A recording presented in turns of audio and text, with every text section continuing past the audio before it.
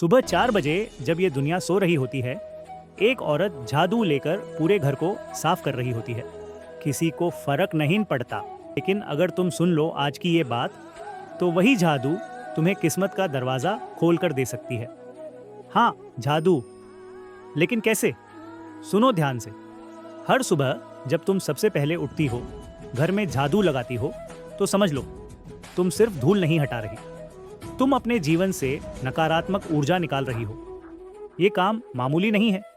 जो स्त्री सबसे पहले जागती है और अपने घर को सबसे पहले शुद्ध करती है, वो ब्रह्म मुहूर्त की सबसे शक्तिशाली शक्ति से जुड़ जाती है। शायद तुम्हें कोई नहीं बताता, पर यही झाड़ू लगाने का काम तुम्हारी किस्मत को बदल सकता है, अगर तुम उस वक्त अपने मन की बातों को सही दिशा में मोड़ दो। क्या तुमने कभी गौर किया है कि जब तुम अकेली झाड़ू लगाती हो तो तुम्हारे मन में कितनी बातें चल रही होती हैं?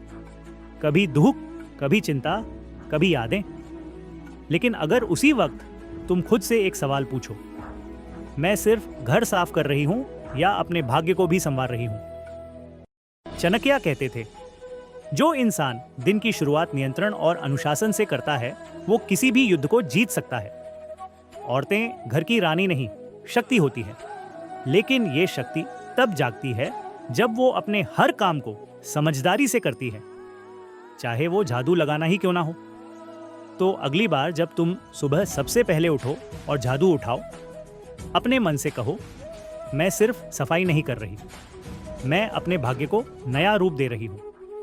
उस झाड़ू की हर हरकत में ब्रह्मांड की ऊर्जा को महसूस करो, क्योंकि जो औरत अपने घर की नकारात्मकता को रोज अपने हाथों से साफ कर सकती है, वो अपनी जिंदगी की सारी रुकावटें भी साफ कर सकती है। देखो बहनों, मेहनत करना बहुत बड़ी बात है, लेकिन सही दिशा में मेहनत करना उससे भी ज्यादा जरूरी है। सुबह सुबह जब तुम झाड़ू लगाती हो, तो तुम केवल घर नहीं, अपनी ऊर्जा भी साफ कर रही होती हो। लेकिन झाड़ू लगाने के बाद अगर तुम बैठकर शिकायतें करने लगती हो या अपने भाग्य को कोसती हो, तो तुमने जो ऊर्जा साफ की थी उसी को वापस बुला लिया। यही है वो सबसे बड़ी गलती। बहुत सी महिलाएं झाड़ू लगाने के बाद यही कहती हैं, मैं ही सब कुछ करती हूं घर में, कोई कदर नहीं करता, मेरी जिंदगी ही खराब है, कब किस्मत बदलेगी पता नहीं। और यहीं से शुरू होती है नकारात्मकता की वापसी। झाड़ू लगाने का मतलब है मन और स्थान दोनों की शुद्धि। लेकिन जैसे ही तुम खुद को दुर्भाग्यशाली मानती हो, तुम ब्रह्मांड को संदेश देती हो कि तुम और दुख सह सकती हो, और ब्रह्मांड वही देता है जो तुम बोलती हो। देखो बहनों, मेहनत करना अपने आप में एक तपस्या है। सुबह जब तुम नींद से उठती हो और सबसे पहले अपने हाथ में झाड़ू उठाती हो, तो तुम्हारे शरीर से नहीं, तुम्हारे मन से ऊर्जा निकलती है। लेकिन एक बात जान लो, सिर्फ मेहनत करने से किस्मत नहीं बदलती, जब तक तुम उसे सही दिशा में नहीं लगाती। झाड़ू लगाना कोई साधारण काम नहीं है। उस वक्त तुम केवल को नहीं, पूरे वातावरण को शुद्ध कर रही होती हो। तुम्हारे अंदर की शक्ति तुम्हारे हाथों से पूरे घर में फैल रही होती है। लेकिन यहीं पर ज्यादातर महिलाएं एक ऐसी चूक कर बैठती हैं जो उनके सारे कर्म को नकारात्मकता में बदल देती है। झाड़ू लगाने के तुरंत बाद ही अगर तुम बैठकर खुद की बदकिस्मती को कोसने लगती हो, तो समझ लो जो सकारात्मक ऊर्जा तुमने बनाई थी वो उसी पल नष्ट हो जाती है। ये गलती छोटी लगती है, पर असर बहुत बड़ा डालती है। बहुत बार ऐसा होता है कि झाड़ू लगाने के बाद हम बोलते हैं, मैं ही सब कुछ करती हूँ, मेरी जिंदगी में तो कोई कदर नहीं, मेरी किस्मत ही खराब है। ये शब्द तुम जितने भाव से कहती हो, उतनी ही ताकत से ब्रह्मांड उन्हें सच बना देता है। क्योंकि तुम्हारे शब्द सिर्फ हवा में नहीं जाते, वो एक संदेश बनकर तुम्हारे जीवन में वही परिस्थितियां खींच लाते हैं। सोचो जरा, जब तुम सुबह सबसे पवित्र समय में सबसे पवित्र काम कर रही हो और उसी के बाद तुम्हारी जुबान से निकलता है दुख, शिकायत और हताशा, तो क्या वो शक्ति टिकेगी जो तुमने अभी अभी उत्पन्न की थी? नहीं, वो शक्ति तुम खुद खत्म कर देती हो। आचार्य चाणक्य ने कहा था, वाणी में तप हो तो जीवन में सिद्धि मिलती है। मतलब ये नहीं कि तुम दुखी नहीं हो सकती, लेकिन ये ज़रूर तय है कि तुम क्या बोलती हो, क्योंकि वही बोल तुम्हारे भाव और भविष्य दोनों का निर्माण करते हैं। इसलिए अगली बार जब तुम जादू लगाओ, उसके बाद खुद से कहो, मैं अपने घर को साफ कर रही हूँ और साथ ही अपने भाग्य को संवार रही हूँ। मेरा हर काम पूजा है। मैं एक शक्ति हूँ और मेरे कर्म ही मेरी पूजा है। जब तुम ऐसा कहोगी, रोज रोज कहोगी, तो धीरे धीरे तुम्हारे आसपास की ऊर्जा बदलने लगेगी। वही घर जो अब तक सिर्फ जिम्मेदारी लगता था, तुम्हारी साधना बन जाएगा।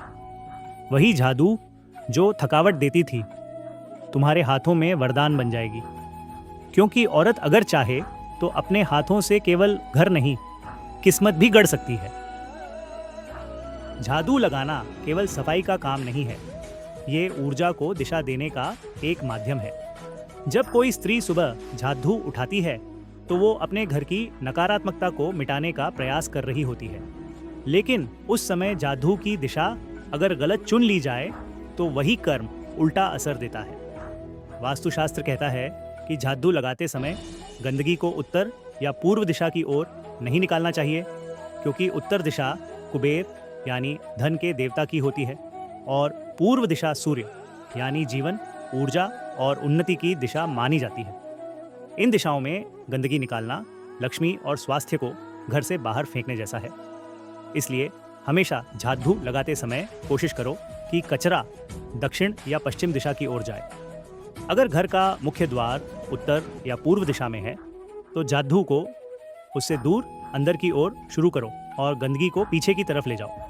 साथ ही जादू को कभी भी सिर के पास, रसोई के कोने या पूजा स्थान के पास न रखें, क्योंकि ये प्रतीक है शुद्धि और नियंत्रण का। अनादर से रखा गया जादू घर की ऊर्जा को भी अनियंत्रित कर देता है। जब दिशा सही होती है तो सिर्फ घर नहीं, भाग्य भी साफ होता है। बहुत सी महिलाएं सुबह उठकर जादू लगाती हैं, पर समय का ध्यान नहीं रखती।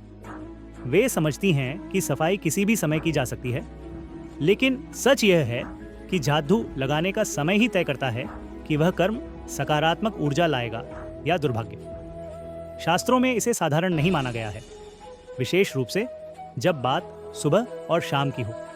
अगर तुम सूरज उगने से पहले जादू लगाती हो, यानी ब्रह्म मुहूर्त या सूर्योदय से पहले, तो यह जादू सिर्फ धूल नहीं, दरिद्रता को भी बाहर निकाल देती है।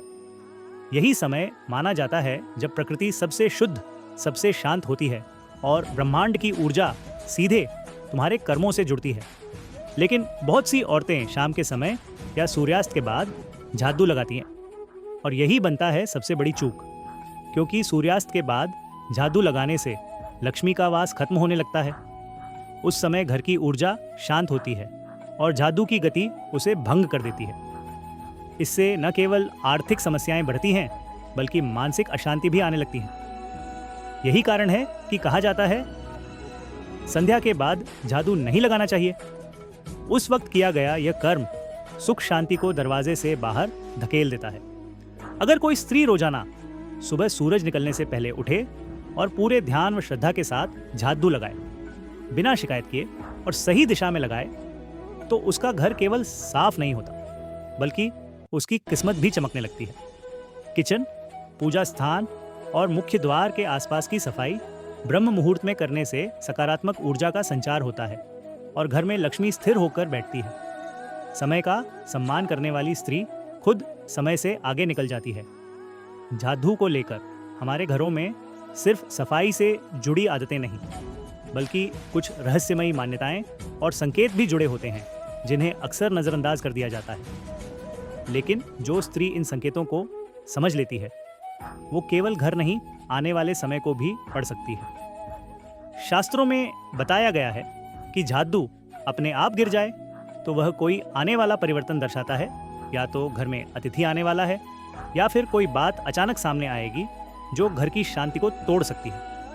अगर जादू बार बार एक ही जगह से गिर रही है या अपने आप हिल रही है, तो यह संकेत है कि घर की नकारात्मक ऊर्जा बढ़ रही है और उसे शुद्ध करने की जरूरत है। इसी तरह अगर घर के किसी कोने में जादू रखते समय हमेशा असहजता या बेचैनी महसूस होती है, तो समझो उस स्थान पर ऊर्जा अटक गई है ऐसे स्थानों को गंगाजल या कपूर से शुद्ध करना चाहिए। और ध्यान रखना, जादू को कभी उल्टा खड़ा न रखें। यह लक्ष्मी के अपमान का संकेत माना गया है और घर में धन की कमी, विवाद या अनचाही समस्याओं को बुलावा देता है। चाणक्य नीति कहती है, सूक्ष्म संकेतों को जो महिला समझ जाती है वही गृहस्थ जीवन की सच्ची रक्षक बनती है। इसलिए अब से जब तुम जादू उठाओ तो उसे केवल एक वस्तु न समझो, वो तुम्हें घर की छुपी हुई ऊर्जा और आने वाले समय के बारे में बताने वाला संकेत बन सकता है। जादू की स्थिति, उसका बार बार टकराना, अचानक टूट जाना, ये सब संयोग नहीं होते। यह प्रकृति की भाषा होती है जिसे केवल वही पढ़ सकता है जो अपने कर्म में श्रद्धा और चेतना दोनों रखता है। एक जागरूक महिला जादू से केवल घर नहीं संवारती, वह अपने घर के भविष्य को भी पढ़ती और बदलती है। तो बहनों, अब जब तुम जान चुकी हो कि जादू सिर्फ सफाई का साधन नहीं बल्कि संकेतों और ऊर्जा का संदेशवाहक है, तो ये समझना और जरूरी हो जाता है कि हमारे आसपास की छोटी छोटी घटनाएं भी किस तरह हमारे भाग्य से जुड़ी होती हैं। और ऐसी ही एक घटना है, अगर छिपकली आपके शरीर पर गिर जाए। साधारण लगने वाली इस घटना को शास्त्रों में बहुत गहराई से बताया गया है। क्या ये अशुभ होता है या किसी बड़े बदलाव का संकेत? क्या शरीर का कौन सा हिस्सा छूने से उसका अर्थ बदल जाता है? यह जानने के लिए अगली बार जरूर देखना। अगर छिपकली शरीर पर गिर जाए तो क्या होता है, क्योंकि आने वाली बात तुम्हें केवल चौंकाएगी नहीं, तैयार भी करेगी जीवन के संकेतों को समझने के लिए।